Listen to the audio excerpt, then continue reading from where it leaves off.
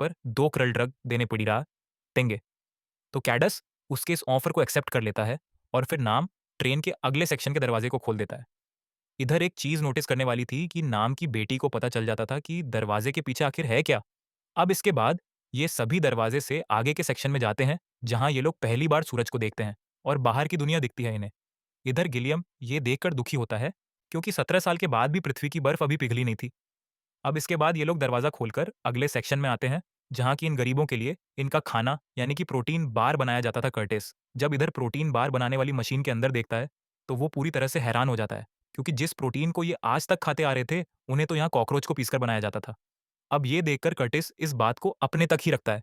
यहाँ पर कर्टिस को उसी अनजान आदमी का एक और मैसेज मिले जाता है, जिसमें कि वाटर लिखा था, यानी कि अब उन्हें वाटर सेक्शन में अपना कब्जा करना था, जो कि ट्रेन का सबसे अहम हिस्सा था।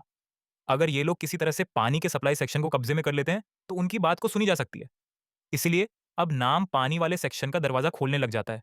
इधर जब कर्टिस नाम की बेटी योना से बात कर रहा था, तो उसे पता चलता है कि योना ने कभी जमीन नहीं देखी है, क्योंकि योना ट्रेन में ही पैदा हुई थी और उसकी उम्र भी 17 साल की ही थी। किसको उस पर शक था कि योना नजूमी है।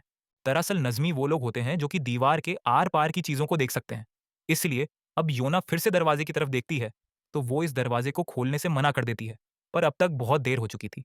उसके कहने तक वो दरवाजा उसी टाइम पर खुल जाता है, जहां इस डब्बे में अब बहुत सारे हथियारों से भरे हुए गार्ड्स मौजूद थे,